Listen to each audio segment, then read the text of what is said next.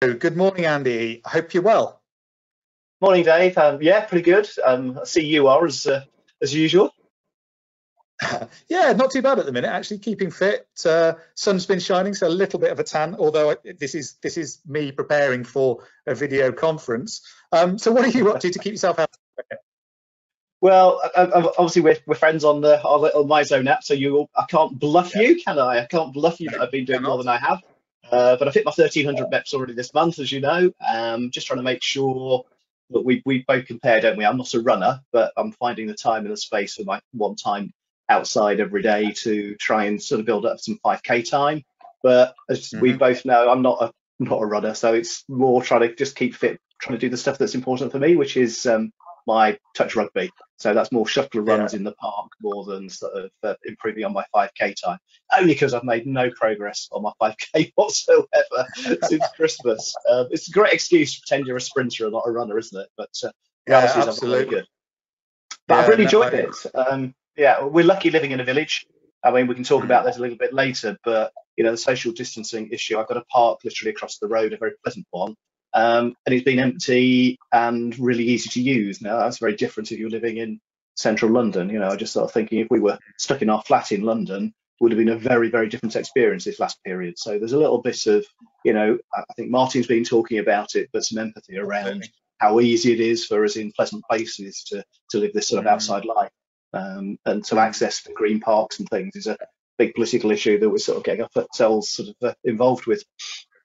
Yeah, absolutely. It's fascinating. I was talking to one of my neighbours yesterday who's a teacher, and she was saying, you know, we've done this 2 weeks of online education, but we've had to deliver PCs and tablets to people because they just don't have access. And you forget, you know, I'm sat in a room at the minute in a house that's got 3 PCs that are operating, and you know, we've just accepted it and we've got on. But you're right. I think Martin's conversation, what we're going through, has made us really think about how I'm not sure how lucky we are, but how we live in a very different place to an awful lot of people. So it's fascinating. As you know, it's one of my big pieces that's sort of around policy making over the last 20, 30 years. It always struck me, even when I was an MP, I always knew that 1/3 of my constituents didn't have access to a car.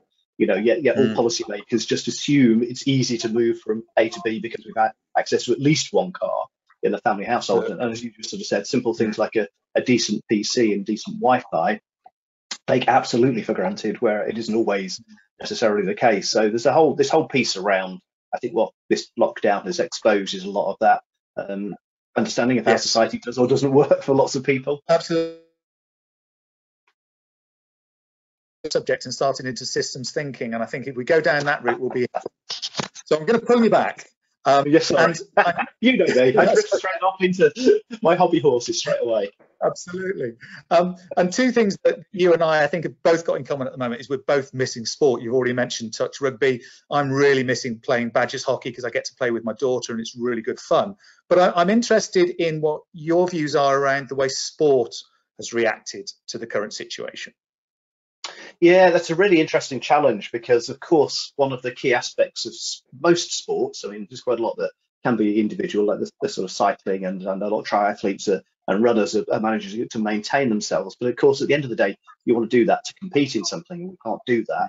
For me, a large aspect of the reason I sort of carried on playing rugby way beyond sensible years into my mid-50s is the social aspect. I sort of got to the stage where I enjoy the training and the camaraderie, probably more so than match day sometimes, and the experience is not always been that brilliant. So it's a social aspect, and WhatsApp groups and little text groups and all the rest of it don't replicate for the this bit of banter goes on, as you can imagine, in some of those groups, but it doesn't make up for the physically being together at specific times. So sports, you can see everyone's trying to innovate and find new ways, from wheelchair rugby, trying to train at home, through to athletes and others. But the reality is that we all participate, or many of us participate in sports below the elite level because of the social aspects of it. And I can think there are tens of thousands of people, millions of people who are just really missing that sort of regular connection time. It's the water cooler moments sort of stuff that we talk about in the office. It used to be television, but actually for sports people, it quite often is that physical connection that we have. And these things are okay, but they're nowhere near a replacement for that sort of sheer enjoyment. As you know, for me, on a cold, miserable Wednesday evening in December, it's just an exhilarating feeling to be out running around with the ball, and that's really difficult. So everyone's trying, everyone's innovating, but it is really difficult to replicate the sort of social interaction. Yeah, absolutely. And it's also difficult to get the volume of MEPs that you need on your MyZone, because I find playing hockey and playing squash just really lifts my MEPs, whereas running and cycling, I don't seem to be lifting my MEPs as many times. So yeah, keeping up with those MEPs is really important, isn't it? Yes, I must admit, I did an hour of Pilates, so I have been trying different things. I didn't post it, but an hour of Pilates generated a whole 2 MEPs, which was a bit disappointing, if I'm being honest. I know. Where it was actually physically quite hard, and I ached in the right places the following day, but only gave me 2 MEPs. So actually, there is a little bit of my psychology, which is always chasing the big MEPs and what will generate those. So it is pushing myself to get in the yellow and red zones. And touch rugby does that. It gives me about 250 to 300 MEPs an hour. And burns about 1,000 calories, because I actually find you do use it in that way. Whereas running on my own, I've not quite got into that. Yeah, I'm with you on that. But again, we've gone off subject, so let's come back. I'm interested. Andy, you have a lot of connectivity to a lot of what I would call representative organisations, so UK Active, Sport England, Simspa, etc. What do you think they should be doing at the moment to support the sector in the current situation? That's a really good question, because I think, to be fair, I think they've done responded in a really positive way, particularly with things like Sport England. I've been following that particularly for especially sort of variety of roles that I sort of hold. So with my SAPCA hat on, we had a really big issue with the being access to building sites. There was a real bit of confusion around in that first week or so of whether we should be on sites or whether we shouldn't. And it was using Sport England connections through them straight into DCMS to get some clear guidance. So again, just having that sort of conduit where organisations can gather the data from the sector of what the issues and problems are, collate those and feed them in and get answers backwards and forwards. Otherwise, we would have been scrambling around for quite a long time trying to find the right person, trying to talk to the right people. So it's been important that these collective voices sort of play that role. So I know that's been really helpful. Clearly, there's a lobbying job 2 ways, and I'd imagine, thanks to UK Active, I'm sure some of the early measures around the financial support for parts of the sector from the Chancellor are part of that sort of lobbying process that's sort of taking place. I know we're in a different position. We're one of those. We're the sort of people who have no financial support from any of the packages in our 2 businesses, but that's for another day. And then since we're just taking some leadership in terms of the way it's helping to corral the sector into continued CPD, it's a great opportunity really for many of us to be learning some new things. And with my sport for development, we're in a similar position. We're just trying to collate best practice from the sector. Which charities are doing the best things that they can. How do we sort of pass that around and replicate that? The other crucial bit is, of course, those organisations that have actually come up with some cash assistance. So Sport England's money, I know a lot of the national governing bodies have made some of their resources available, the LTA, RFU and FA. So they're quite crucial, really, just to give someone some hope and some ability to plan over this next sort of period.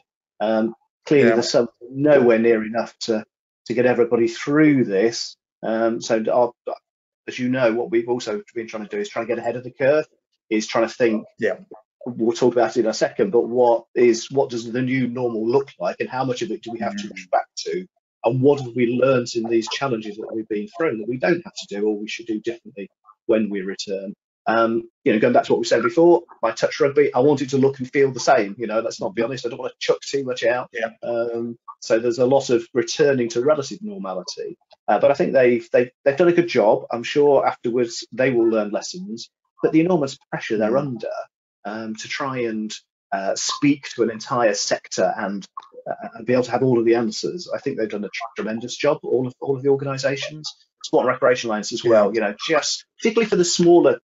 I mean, what we tend to forget in our sector is it's so diverse. So sport development charities, big national governing bodies, big gym chains, individual PTs, individual businesses like ours, and then of course you've got the smaller national, the 200 odd really small national governing bodies for sports that some of us haven't even heard of. So trying to look after that entire sector has been quite a challenge, and all the different demands that we have. Yeah, absolutely. And the sport for development, not sport development, but for development, I think is a really interesting piece, which I know is new to you from a point of view of the role that you're playing in it. But have you seen any really good examples where sport has been used for the development of communities that you could share?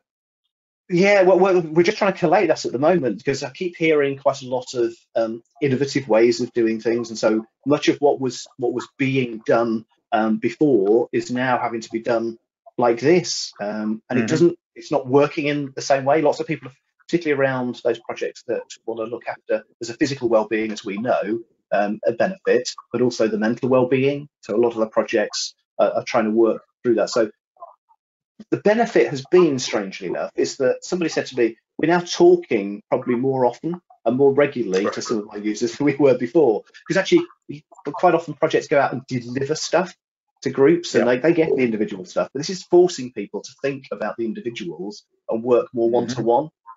So you probably feel like this. I'm sure many of the people watching this do, is that actually it's quite exhausting because you're spending longer in these sorts of conversations. There's no journey time, so you've actually got more time during the day rather than the travel time. So we're actually probably doing slightly more in that connectivity. So quite a lot of sport for development does rely on the sort of the physical nature of being in the community. So organisations are just trying to have to find new ways to connect, as I just sort of said, through that one-to-one peer working. The Zoom stuff works up to a point, and it's quite nice that obviously people get together in those sort of formats. But actually, I think a return to some form of normality for community-based projects is going to be quite crucial. Yeah. Okay. And my last question, it relates to, I think, the fact that every day we now hear that taking exercise is allowed, is encouraged, and seems to be desired. So what do you think our vision for the future can be based on this fact that more people are thinking about activity, or more people are doing activity, whether that's walking, running, cycling, whatever? How should we make this look in the future? What's the opportunity? Yeah, I mean, first of all, there's two things, isn't there? First of all, the government repeating the message regularly over the last few weeks that actually one of the things that you should be encouraged is physical activity. For those of us who've been around banging the message for the last 20 or 30 years, it's just so gratifying to hear it actually being repeated by men. So we've got to make sure we don't lose that as soon as the moment is over, that actually those ministers who've been repeating these messages actually I was right about that, wasn't I? This is something we need to continue. So we need to embed that into the whole sort of psychology of government and ensure we repeat that. The figures this morning out from Sport England, a bit of research they've done around sort of 2/3 of people feeling that they thought more physical activity was a good thing, and then be really interested in, I haven't had time to dig underneath whether how many of that's translated into actual doing the 30 minutes a day or the 150 minutes a week, how much of that is embedded into their lifestyle, and how much can be replicated when things turn to a relative normal, when, like me and you, we now have time during the day. I mean, one of the constraints on my physical activity tends to be a ridiculous day and suddenly it's disappeared. Whereas at the moment, I can plan it because I've got a whole day. I plan it around. So there's a little bit of how many people are actually doing it after that initial sort of surge. We spoke earlier about how many people have learned that language or taken up the musical instruments. Those sort of great ideas, have a bit of a surge. It's usual sort of stuff. Let's see after 12 weeks whether people have embedded into their lifestyles. The other thing we need to do is two other things. You've spoken to Martin already, is that hopefully it's shown a massive hole in the ability for us to deliver universal physical activity to a nation, and the problems that exist that need to be challenged. These stubborn inequalities that Sport England talk about, and I've been banging on about for some time, do exist, and this period has exposed those. And the other piece is, we haven't got time for a whole piece on this, but I put some message out this week around whole system thinking. Is the reality is, and this is the sort of plea going back to the bit you said about the leaders in the sector, is that collaborative leadership and systems thinking are right at the forefront for this recovery period.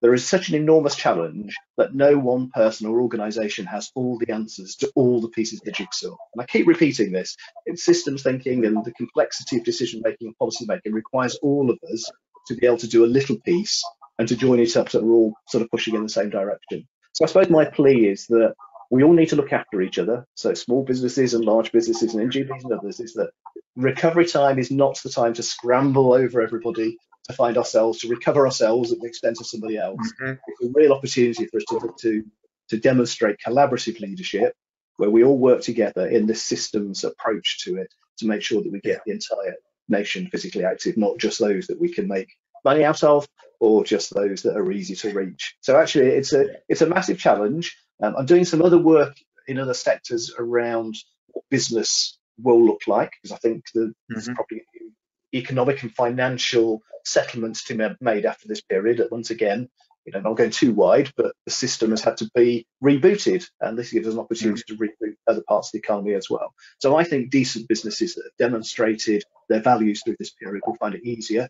There will be some that will be called out for their behaviour during this period. So again, I make a plea to the sector is just make yourself be one of those organisations that people put a thumbs up and say, actually, do you know what? When times were tough, they did the right thing. Because I think those organisations will be rewarded. So that's a bit of a ramble and quite a big ask. But I'm nothing if not ambitious, and my sole purpose, as you know, for the last decade has been if we can get the sector to genuinely do whole system thinking and collaborative leadership, then we can make much more progress than lots of us all trying to achieve lots of little things. That's my plea. Absolutely. And I think it's a great plea, and it's a great way to close, Andy, because we've used our 15 minutes that we've allotted to this. So thank you so much for your time. It's an absolute pleasure, as always, to talk. I'm really looking forward to our first coffee together. It's not 2 meters apart. So Andy, I'm going to say goodbye for now. Take care. Thanks, Dave.